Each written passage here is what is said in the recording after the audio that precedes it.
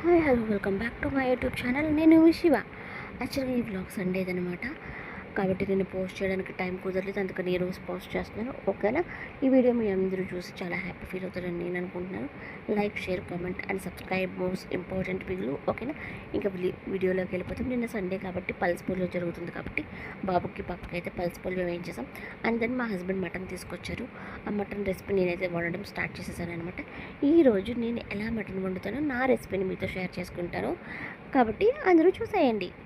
First అయితే బాండి పెట్టుకొని అందులో ఆయిల్ పోసుకొని ఆనియన్స్ అండ్ గ్రీన్ చిల్లీని వేసేసుకుందాం. అండ్ నెక్స్ట్ అవి బాగా ఫ్రై అయినాక బాగా వాష్ చేసుకున్న మటన్ కూడా వేసేసుకుందాం. మటన్ వేసుకున్న ఒక 5 మినిట్స్ తర్వాత కొంచెం సాల్ట్, కొంచెం పసుపు వేసేసుకుందాం. అవి కూడా వేసుకున్నాక మటన్లో నుంచి కొంచెం వాటర్ బయటకు వస్తూ ఉంటుంది, లైక్ ఊరుతూ ఉంటుందన్నమాట వాటర్. ఆ వాటర్ని మనం బాగా ఇంకిపోనిద్దాం అనమాట, అంటే బాగా ఫ్రై చేసేద్దాం. ఫ్రై చేసేసినాక అందులో మనం అల్లం వెల్లుల్లి పేస్ట్, బాగా దంచిన అల్లం వెల్లుల్లి పేస్ట్ వేసి బాగా ఫ్రై చేద్దాం. ఎందుకంటే అల్లం వెల్లుల్లి పేస్ట్లో ఉన్న పచ్చివాసన అంతా పోవాలి. ఆఫ్టర్ దట్ అల్లం వెల్లుల్లి పేస్ట్ కూడా వేసినాక ఆ పచ్చివాసన అంతా పోయినాక కారం, హోల్ గరం మసాలా, ధనియాల పొడి అండ్ జీలకర్ర పొడి ఇవి కూడా వేసి బాగా ఫ్రై చేద్దాం. ఓకే, దాని తర్వాత తడి మసాలాను కూడా వేద్దాం.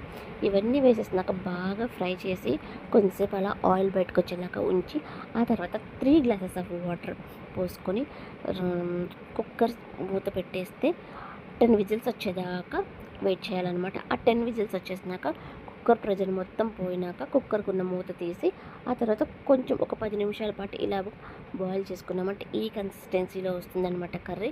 ఇంకా మటన్ కర్రీ రెడీ అయిపోయినట్టే.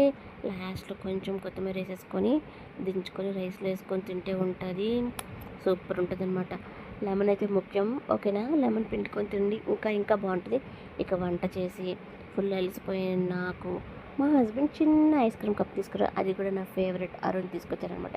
అండ్ వెనీలా ఫ్లేవర్ నా ఫేవరెట్ అనమాట. ఇంకా అది టేస్ట్ నాలా ఎంతమందికి ఇలా ఐస్ క్రీమ్ కప్ ఉన్న ఏమంటారు దాన్ని, ఏదో ఒకట్లే అది తినే అలవాటు ఉంది, కామెంట్ సెక్షన్లో కామెంట్ చేయండి. ఇంకా ఐస్ క్రీమ్ తింటుండగానే వర్షం పడిందబ్బా. నిన్నైతే మా విజయవాడ మొత్తం సూపర్గా అంటే సూపర్గా తడిసి ముద్దయింది.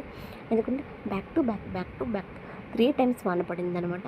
అంటే ఈవినింగ్ 7 లోపు 2 సార్లు పడింది అండ్ నైట్ ఒకసారి పడింది. వర్షం అంటే మామూలు వర్షం కాదబ్బా, బీభత్సమైన వర్షం పడింది అనమాట. ఎంతలా అంటే అంతలా, ఒక తుఫాన్ గాల్లో వచ్చిందనమాట, అంతలా వర్షం పడింది.